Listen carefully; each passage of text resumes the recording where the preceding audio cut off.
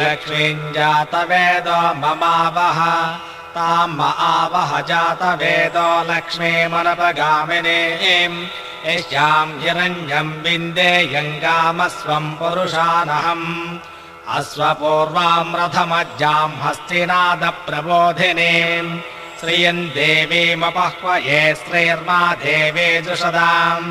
कांसोऽस्मितां हिरण्यप्राकारामार्द्रां ज्वलन्तीं तृप्तां तर्पयन्तीं पद्मे स्थितां पद्मवर्धां तामिहोपह्वये श्रियम् चन्द्रां प्रभासां विशसा ज्वलन्तीं त्रयं लोके देवदुष्टामुदाराम् तां पद्मदेवीं शरणमहं प्रपद्ये लक्ष्मीर्मे नश्यतां त्वां वृणे आदित्यवर्णे तमसोऽधिजातो वनस्पतिस्तव वृक्षोदबिल्वः तस्य फलानि तपसानुदन्तु मायान्तरायाश्च बाह्या अलक्ष्मीः उवैतु मां देवसखः कीर्तिश्च मणिनासः प्रादुर्भूतोऽस्मि राष्ट्रेऽस्मिन् कीर्तिमूर्तिं ददातु मे क्षुत्पिपासामलां ज्येष्ठाम् अलक्ष्मीर्नाशयाम्यहम् अभूतिमसमर्द्यम् च सर्वान्निर्नुद मे गृहात् गन्धद्वारान्तुराधर्षाम् नित्यपुष्टाम् करेषिणीम् ईश्वरीगम् सर्वभूतानाम् तामिहोपह्वये श्रियम् श्रीर्मे भजतु अलक्ष्मीर्मे नश्यतु मनसः काममाकोतिम् वाचः सत्यमसेमहे असो नागुम् रूपमन्नश्च मयि श्रीश्रयताम् यशः कर्दमेन प्रजा भूता मयि सम्भव कर्दम श्रियम् भासय मे कुले मातरम् पद्ममालिनीम् आपस्रजन्तु स्निग्धानि चिक्लीतवस मे गृहे निज देवीम् मातरम् त्रियम् वासय मे कुले आर्द्राम् व्यक्करिणीम् विष्टिम् सुवर्णाम् हेममालिनीम् सूर्याम् हिरण्मयीम् लक्ष्मीम् जातवेदो ममावह आर्द्राम् पुष्करिणीम् पुष्टिम् पिङ्गळाम् पद्ममालिनीम् चन्द्राम् हिरण्मयीम् लक्ष्मीम् जातवेदो ममावह ताम् आवह जातवेदो लक्ष्मीमनुगामिनीम् यस्याम् हिरण्यम् प्रभूतम् गावो दास्योऽस्वान् विन्देयम् पुरुषानहम् यस्वजः प्रेतो भूत्वा दुहितायाज्यमन्वहम् श्रियः पञ्चदशश्च श्रीकामः सततम् जपेत् आनन्दः कर्दमश्चैव चिक्लेत इति विस्तृताः अशयस्ते त्रयः पुत्रा स्वयं श्रीरेव देवता पद्मानने पद्मभूरो पद्माक्षे पद्मसम्भवे त्वम् मां भजस्व पद्माक्षीं येन सौख्यं लभाम्यहम् अश्वदायी च गोदायी धनदायी महाधने धनं मे जुषदां देवी सर्वकामार्थसिद्धये पुत्रपौत्रधनं धान्यम् अस्त्यस्याजा विगोरदम् प्रजानां भवसि माता आयुष्मन्तं करोतु माम् चन्द्राभां लक्ष्मीमीशानां सूर्याभां त्रियमेश्वरीं चन्द्रसूर्याग्निसर्वाभां श्रीमहालक्ष्मीमुपास्महे धनमग्निर्धनं वायुर्धनं सूर्यो धनं वसुः धनमिन्द्रो बृहस्पतिर्वर्णं धनमस्तु ते वैनते यसोमं पिब पिबत पुत्रः सोमं धनस्य सोमिनो मह्यं ददातु सोमिनी न क्रोधो न च मात्सर्यं न लोभो नाशुभामतिः भवन्ति कृतपुण्यानां भक्तानां त्रिसोक्तं जपेत् सदा वर्षन्तु देवि भावरदिवो अभ्रस्य विद्युतः रोहन्तु सर्वबीजान्यवब्रह्म द्विषोजिः पद्मप्रिये पद्मिनि पद्महस्ते पद्मालये पद्मदलायताक्षे विश्वप्रिये विष्णुमनोनुकूले त्वत्त्वात् पद्मं महि सन्निधस्व या सा पद्मासनस्था विपुलकटितरी पद्मपत्रायताक्षी गम्भीरा वर्तनाभिस्तनवर्णमिता शुभ्रवस्तोत्तरीय लक्ष्मीर्दिव्यैर्गजेन्द्रैर्मणिगणकचितैः स्नापिता हेमकुम्भैः नित्यं सा पद्महस्ता मम वसतु गृहे सर्वमाङ्गल्ययुक्ता लक्ष्मीं क्षीरसमुद्रराजतनयां श्रीरङ्गधामेश्वरीं दासे भूतसमस्तदेववनितां लोकैकदीपाङ्कुरां श्रीमन्मन्थकटाक्षलब्धविभवद्ब्रह्मेन्द्रगङ्गाधरां त्वां त्रैलोक्यकुटुम्बिनीं सरसिजां वन्दे मुकुन्दप्रियां सिद्धलक्ष्मीर्मोक्षलक्ष्मीर्जयलक्ष्मी सरस्वती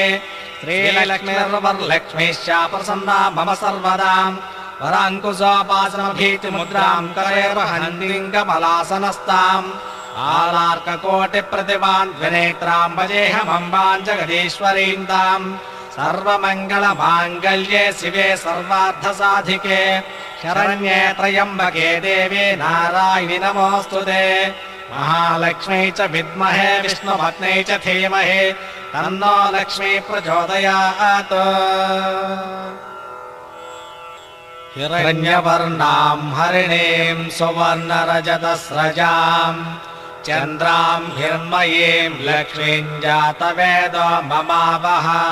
ताम् आवह जातवेदो लक्ष्मीमनपगामिनीम् यस्याम् हिरण्यम् विन्देयम् गामस्वम् पुरुषानहम् अश्वपूर्वाम् रथमज्जाम् हस्तिनादप्रबोधिनीम् श्रियम् देवीमपह्वये श्रीर्मा देवी जुषदाम् कांसोऽस्मिताम् हिरण्यप्राकाराम् आर्द्राम् ज्वलन्तीम् तृप्ताम् तर्पयन्तीम् पद्मे स्थिताम् पद्मवर्धाम् तामिहोपह्वये श्रियम्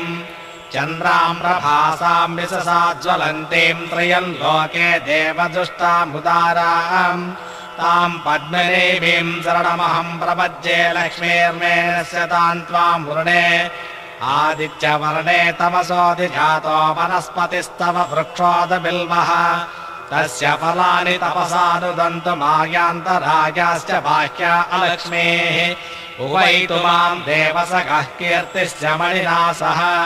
प्रादुर्भूतोऽस्मि राष्ट्रेऽस्मिन् कीर्तिमूर्तिम् ददातु मे क्षुत्पिपासामलाम् ज्येष्ठाम् अलक्ष्मीर्नाशयाम्यहम् अभूतिमसमर्द्यम् च सर्वानिर्नद मे गृहात् गन्धद्वारान्तुराधर्षाम् नित्यपुष्टाम् करेषिणीम् ईश्वरेगम् सर्वभूतानाम् तामिहोपह्वये श्रियम् श्रीर्मे भजतु अलक्ष्मीर्मे नश्यतु मनसः काममाकोतिम् वाचः सत्यमसेमहे असोनागुम् रूपमन्नस्य मयि श्रीश्रयताम् यशः कर्दमेन प्रजा भूता मयि सम्भव कर्दम श्रियम् भासय मे कुले मातरम् पद्ममालिनीम् आपस्रजन्तु स्निग्धानि चिक्लीतवस मे गृहे निज देवीम् मातरम् त्रियम् वासय मे कुले आर्द्राम् व्यक्करिणीम् विष्टिम् सुवर्णाम् हेममालिनीम् सूर्याम् हिरण्मयीम् लक्ष्मीम् जातवेदो ममावह आर्द्राम् पुष्करिणीम् पुष्टिम् पिङ्गळाम् पद्ममालिनीम् चन्द्राम् हिरण्मयीम् लक्ष्मीम् जातवेदो ममावह ताम् आवह जातवेदो लक्ष्मीमनपगामिनीम् यस्याम् हिरण्यम् प्रभूतम् गावो दास्योऽस्वान् विन्देयम् पुरुषानहम् यस्वजः प्रेतो भूत्वा दुहितायाज्यमन्वहम् श्रियः पञ्चदशश्च श्रीकामः सततम् जपेत् आनन्दः कर्दमश्चैव चिक्लेत इति विस्तृताः अशयश्चे त्रयः पुत्रा स्वयम् श्रीरेव देवता पद्मानने पद्मभूरो पद्माक्षे पद्मसम्भवे त्वम् माम् भजस्व पद्माक्षीम् येन सौख्यम् लभाम्यहम् अश्वदायी च गोदायी धनदायी महाधने धनम् मे जुषदाम् देवी सर्वकामार्थसिद्धये पुत्रपौत्रधनम् धान्यम् मस्त्यस्याजा विगोरदम्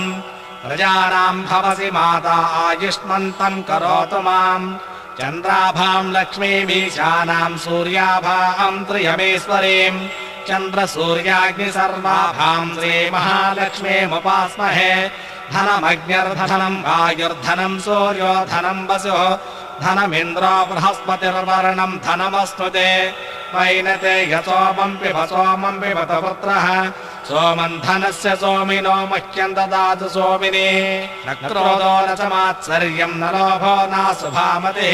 भवन्ति कृतपुण्यानाम् भक्तानाम् श्रीसोक्तम् जपेत् सदा वर्षन्तु देवि भावरदिवो अभ्रस्य विद्युतः रोहन्तु सर्वबीजान्यवब्रह्म द्विषोजिः पद्मप्रिये पद्मिनि पद्महस्ते पद्मालये पद्मदलायताक्षे विश्वप्रिये विष्णुमनोनुकूले त्वत्त्वात् पद्मम् महि सन्निधस्व यासा पद्मासनस्था विपुलकटितटी पद्मपत्रा यताक्षी गम्भीरा वर्तनाभिस्तनवर्णपिता शुभ्रवस्त्रोत्तरीय लक्ष्मीर्दिव्यैर्गजेन्द्रैर्मणिगणकचितैः स्नापिता हेमकुम्भैः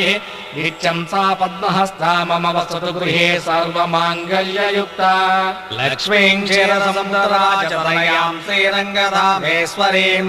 दासे भूतसमस्तदेववनितां लोकैकदीपाङ्कुरां श्रीमन्मन्थकटाक्षलब्धविभवद्ब्रह्मेन्द्रगङ्गाधरां त्वां त्रैलोक्यकुटुम्बिनीं सरसिजां वन्दे मुकुन्दप्रियां सिद्धलक्ष्मीर्मोक्षलक्ष्मीर्जयलक्ष्मी सरस्वते श्रीलक्ष्मीर्वरलक्ष्मीश्च प्रसन्ना मम सर्वदां वराङ्कुशोपासनभीतिमुद्रां करैर्वहन्तीं कमलासनस्ताम् आलार्ककोटिप्रतिभान् द्विनेत्रां भजेऽहमम्बां जगदीश्वरीं तां सर्वमङ्गलमाङ्गल्ये शिवे सर्वार्थसाधिके शरण्ये त्र्यम्बके देवे नारायणि नमोऽस्तुते महालक्ष्मी च विद्महे विष्णुपत्न्यै च धीमहि तन्नो लक्ष्मी प्रचोदयात्।